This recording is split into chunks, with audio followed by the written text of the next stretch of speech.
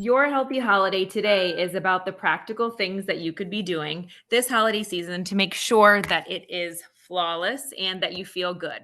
This is a lunch break series, so it's going to be short and sweet, but feel free to put any questions in chat.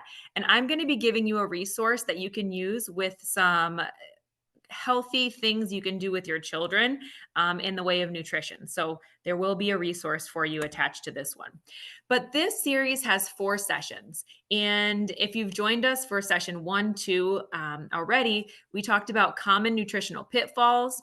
We talked about eating with intent last week. So a little mindfulness approach to eating and how our body needs to be before we start eating so that we're not in a state of stress when we're eating. So that was last week. Today, we are going to be talking about choosing wisely. So, what does that actually mean? When we start this season, and we are certainly in the season, and hold on one second, we're well into the season. It is already the 12th of December, and we are 13 days away from Christmas. So, when I say choose wisely, what I mean is ask yourself, how do I want to feel? How do I want to feel during this season? And maybe you can ask yourself, how do I currently feel? Because if you don't like how you feel right now, and this is from a health standpoint, we're looking at it through the eyes of how our body feels, how our maybe our minds feel, our stress levels. How do I feel versus how do I want to feel? So if you don't like how you feel right now, we have to make a plan, right? We have to do something differently if we want to feel differently. So, how do you want to feel as we get into the true holiday season next week and certainly the week after? And if you want to feel differently than you feel right now in this moment, then we need to actively plan for success. We have to be aware of what's happening and we have to plan to have a successful holiday. So we can't let things just happen. We can't let the inevitable stressors of the season just fall over us, just flow over us. I like to have a visual of a wave passing over. We don't want to get knocked over by the holiday wave.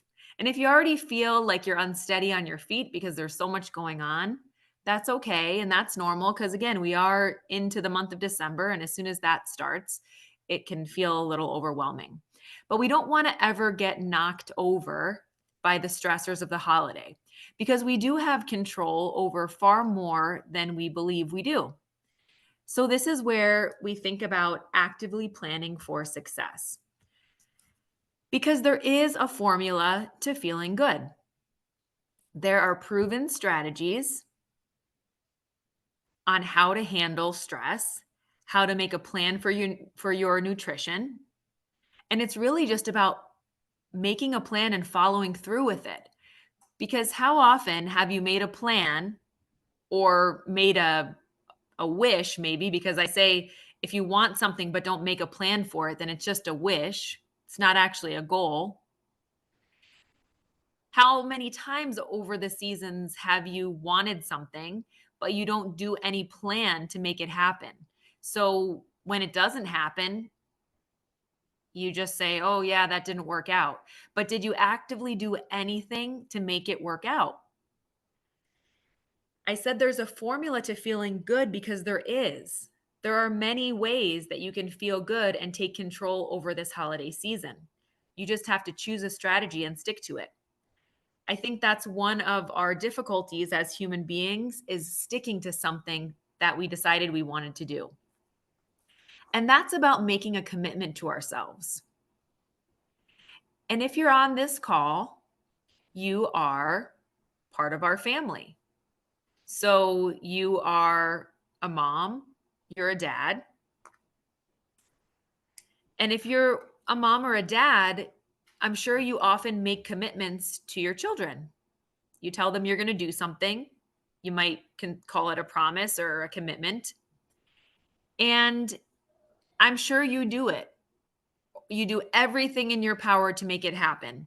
If you make a commitment to your child that you are going to show up at that event, that you are going to pick them up at that time, that you are going to make that special food that they love, if you make that commitment, you're doing it.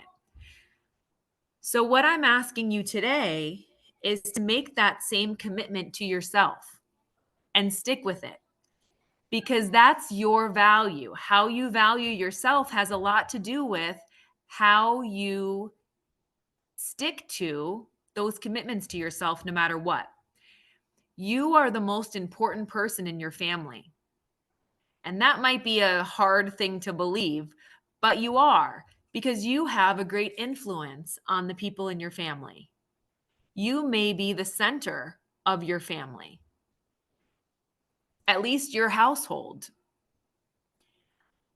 I can guess that many people depend on you. And if you stopped doing your role in the home, many people would notice the difference.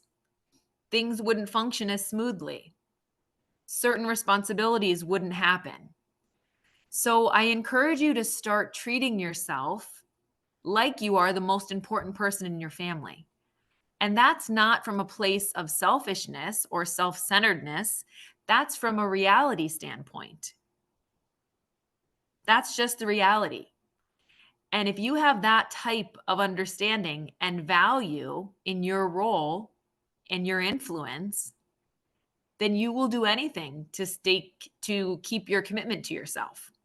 So I want you to think about that when you are making a plan and you are about to give up on that plan or change that plan. Think about that to yourself. Would I not keep this commitment if I made it to my child or my loved one? Or would I follow through? And if the answer is yes, you would follow through, then I want you to do that for yourself. All right? Are you with me? It's a big ask, especially if we're used to putting ourselves last. But if you're putting yourself last and you're not feeling great right now as I'm talking to you, how's that going for you? If you can say, I don't feel that great about my nutrition, I don't feel that great about my energy levels, I don't feel that great about my physical activity. If you don't feel that great and you're putting yourself last, that's not working out for you too well, is it? It doesn't work out for us too well, but we continue to do it over and over. So I'm challenging you. We are ending 2023. I'm challenging you to make this the last year that you put yourself in that position, because we have control and we can honor ourselves in the way that we treat ourselves. And in honoring ourselves by putting ourselves first, we show others how to treat us. And we show others where they need to put themselves in the equation, right? So we're that role model, we're that impact, we're that influence. So I wanted to start it with that before we get into the actual tips, because I think that's key. Because I can give you information. Knowing and doing are two different things. I can give you recipes, I can give you strategies, but if you don't do them, it's not going to work, right? The systems work when we work them. It works when we work it. So, without further ado, let's get to some systems. Let's get to some things that we can do, even if we are not in charge of making this holiday happen for our family. Maybe you join other family members at a different home to celebrate. Maybe you are the one that puts on the whole show and people come to you. Either way, these are simple principles that everyone can follow and that I guarantee will change how you feel at the end of the holiday. You know how often we just feel awful in this month. We just feel like, how many cookies am I going to eat? And why do I feel so drained? And fill in the blank. But we don't take into account the active role in that scenario that we have and what can we do. It's not all about what happens around us, it's about what can we do for us. So the first thing that you can do is to hydrate. And this one's so simple that I think people overlook it time and time again. We overlook it because we can't even fathom, we can't begin to believe that water would have such an effect on our well-being, but it does. It does. So maybe it's as simple as making your water goal. This is the time of year where people might be having other types of beverages besides water, but make sure that you're having a glass of water for every one of those beverages. If you're having a special juice or an alcoholic beverage, you certainly need to be hydrating because those are dehydrating. So for everyone, make sure that you have that glass of water and you have it in between. Hydration is key to a happy holiday. Oftentimes we eat because we're actually dehydrated and our body is just trying to recuperate nutrients. So when you're hungry, make sure that you have a glass of water first before you take that first bite. That's going to give you the true measure of how hungry you are. Perhaps you are in fact hungry, and that's totally fine. But drinking that glass of water first ensures that it's true hunger and you can tap into your body's natural cues instead of having your system a little messed up because you're actually thirsty first. So, water first. Veggies next. If you don't like vegetables, and some people don't, I challenge you to find some that you do like. There are so many vegetables, not just the classic ones that you're used to. But if you go in the grocery store and you hang out in the produce section, you will see vegetables that you've never even seen before. You'll see things that you don't know what they are and you have to Google them. It happens to me all the time. I had some mushrooms last night actually called lion's mane mushrooms. They looked like furry, strange mushrooms. I didn't know what to do with them, but I Googled it and I ended up just sauteing them as a side dish in a little avocado oil and some salt and pepper. And then they were delicious and they have a lot of health properties. So be brave. If you don't like broccoli, then don't eat broccoli, but find vegetables that you do like. Be curious about what you may like if you try it. You may not like broccoli prepared one way, but you might like it another way. For example, you might not like it steamed, but you might like it roasted. So we have to be curious about trying things. And that's how our children get curious too, by leading the way, by us modeling. It's really important that as we are doing this discovery process for ourselves, that we don't steer our children away from things just because we don't like them. We have to be careful how we say things. If you say I don't like a certain food, it's almost guaranteed that your child may shy away from that food or eventually say, "Oh, I don't like that." But it's really just because they've heard us saying it. So veggies next means try to fill your plate with veggies.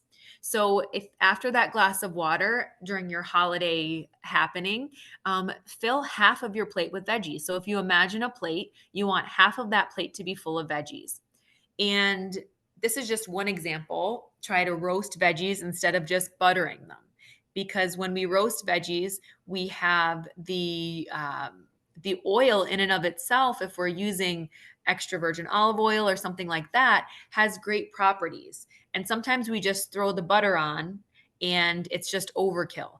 Maybe we can start cutting back a little bit. Maybe we do like buttered veggies and that's great. But maybe we want to be a little more mindful about how much we put on because oftentimes we don't need as much as we think we do. So we generally put on more than we need. So maybe that's a change that you want to make, just cutting back a little bit or trying vegetables prepared in a different way. Then the next suggestion here for your holiday plan is lean proteins like chicken, turkey, or a fish like salmon, you want to focus on lean proteins. So steaks and ground beef, they would generally have a higher fat content. So we want to look for the leaner meats like chicken, turkey, or a whitefish or a salmon. And we want that to be 1/4 of our plate. So remember, I said imagine your plate and you cut it in half and you put veggies on that side. And then you want to cut that other half in half. And you want to make sure that that's your portion of your protein. So if your family makes turkey for Christmas or maybe ham, ham is not a lean protein, but it is a protein source. It just has a higher fat count. But you want to put that in the 1/4 of your plate. So that's how much you would be putting there. And then the last is your grains. So you want to prioritize whole grains. That would be the last fourth of your plate. But that's not always possible. Sometimes it's pasta and it's, you know, or white roll or bread or something like that.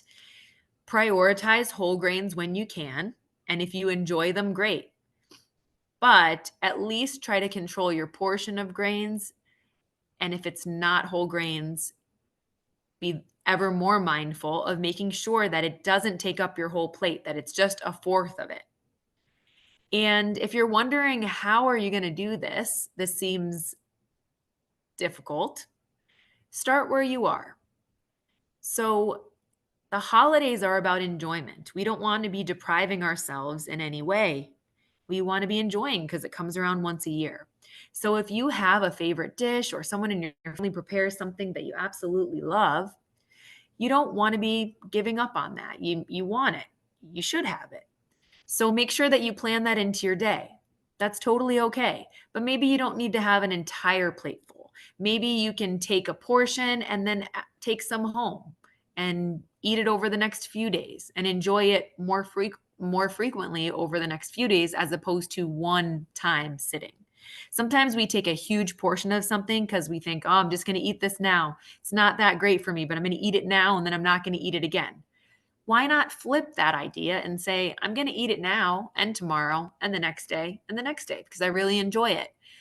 But if you have a portion that is more in sync with what your body needs, then you can do that. You can indulge day after day during the holiday season because you have a bit of boundaries around that. Okay.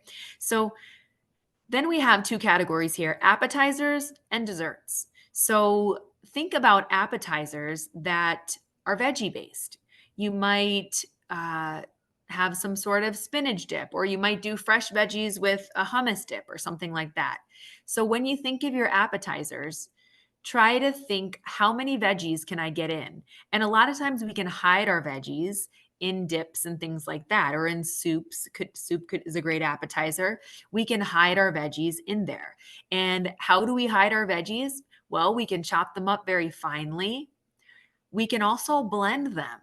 So when we blend our veggies, sometimes that's helpful with children because they can't actually detect, they can't actually pick it out because it's just part of the broth.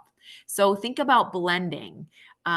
There is a cookbook that I had many years ago, and it's called Deceptively Delicious. And it was all about hiding veggies in the food for your child. So, for example, if they love mac and cheese, you could cook up some butternut squash and blend it, or some carrots and steam them, and then blend them up. And then slowly over time, you start adding that to the sauce. And you don't do it all at once because, of course, they would detect a difference. But over time, you might add a tablespoon and you mix it up. They won't notice. And then you might add 2 tablespoons. So you see how we can incorporate more veggies, not always so openly, like having a side of veggies, but sometimes we can blend it into things that we already like a certain pasta sauce. Maybe we can blend up any other type of veggie that you enjoy and add that to the sauce, but it just becomes part of the sauce. So that's a little trick for you. And then desserts. So think about fruit as a dessert. You can do fruit parfaits where you're layering different fruits, especially like holiday berries, strawberries, raspberries, blackberries, and maybe you put some Cool Whip in between the layers, and it's a fun thing to do with kids as well. You can also cook some vegetables, some desserts, some fruit, like you can bake apples and put some cinnamon on top, and maybe with a small scoop of ice cream, and you can enjoy that where you're getting an element of fruit in what you're eating as well. So just think about how you might be able to make that happen over your holiday season. There's a lot of ways to do it. The key is to just take a step. So we don't want to be paralyzed in the overwhelm. We just want to pick something and go with it. You're not going to be able to incorporate all of these changes with everything else that's going on in your life, but pick one thing. If it's just hydration, you're going to feel better overall. If it's trying to incorporate more veggies, if that's your only goal, is to approach every day with how many veggies can I incorporate in my meals, you're going to feel differently and your body's going to thank you. So that is it for today. We are near the end of our lunch break series, but I did want to you, as I mentioned, that we have, I am going to share, let's see. Okay. I am going to share in the chat. If I can figure out how to do that, I'm going to share in the chat a resource for you that is going to give you some ideas. I just want to see here. I should have it up still.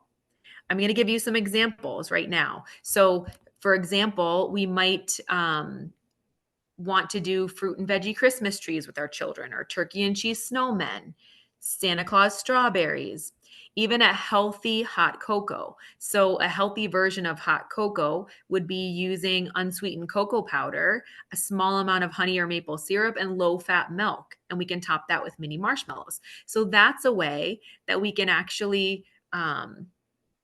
Incorporate some things that aren't just a boxed mix that we find, and we can actually have something delicious for our children to have over the holiday. So I have it. There we go. Okay. So I'm going to add this right now. It's called Healthy Holiday for Kids, and you should see that already. And that is just a PDF with a whole bunch of things that you can do over this holiday season. Just fun little things. And if you're always looking, I mean, my children, for example, like any children, love a good bread and butter. That was our Thanksgiving. After you put all the time, effort, and energy, the most eaten item is a roll. But here's some ways that you can actually incorporate other things and try to sneak those veggies, or at least those proteins, in and still make it fun. Like if you have some Christmas cookie cutouts, like a snowman cutout, or maybe you have a Christmas tree cutout. Maybe that's what you take a piece of whole grain bread, put turkey and cheese, make them into Christmas trees. There's also ones on there about reindeer and all different things that you can make with your children over this holiday season. And again, this isn't meant to add stress. So if you can't handle that right now and you're like, scrap it, I can't even make a Santa strawberry at this point because there's too much going on, that's okay. I just wanted to give you a resource. I wanted you to have something that you could take away today that you could actually work with. And maybe you won't get to it before this holiday, but maybe after. Sometimes it's the week after Christmas when the dust settles and things are a little calmer, and then we can get to those things. So don't discount the end of the year just because Christmas and the holiday is so busy. I also count it that next week after, before New Year's. Maybe that's the time when you readjust. Maybe that's the time when you focus on your new initiatives, your new intentions for the following year. So it's never too late. There's never a bad time to focus on your health and wellness, and remember your role in your family. Everyone generally looks to the person that's on this call. Would you not agree? Because the person on this call is the person that's making time for it. So if you think about other people in your family, the one that's making the time to listen to new information, to get the recipes, to buy the ingredients, is usually the one that has the most influence on how the family eats. So if you are the one doing the purchasing, you're the one with the most influence on your family's patterns. So it's really important that you embrace that role and you recognize the positive impact that you can have. And even if you feel like you're not where you want to be today, that's okay because it's a journey, it's not a destination. We're not trying to get to a certain place, we're trying to change habits over time for sustainable in sustainable ways, meaning we can stick to it. It's not something that we can't handle or stick to because it's too hard, but we can actually build in practices and habits that we can do because they're not difficult. They actually make us feel better. And so if you take one small step this holiday season, choose one of those strategies that we mentioned. It could be hydration, it could be more veggies, it could be focusing more on the lean proteins as opposed to the fattier proteins. Maybe it's scrapping those high caloric appetizers and going for fresh veggies this year, or instead of all those cakes and pies and cookies, incorporating some of the fresh fruit. Not saying do away with your holiday traditions. I'm just saying maybe we can find a little room for some new traditions that help us to feel better overall. So thank you for joining us today. We're going to cut it off now because we are at our 30-minute mark and it's a lunch break series. So we will see you next week for the final session in this series, which will wrap this up. But we will be continuing in the new year different initiatives to help you and your family live the healthiest lives possible. So have a great day, everyone. We'll see you soon.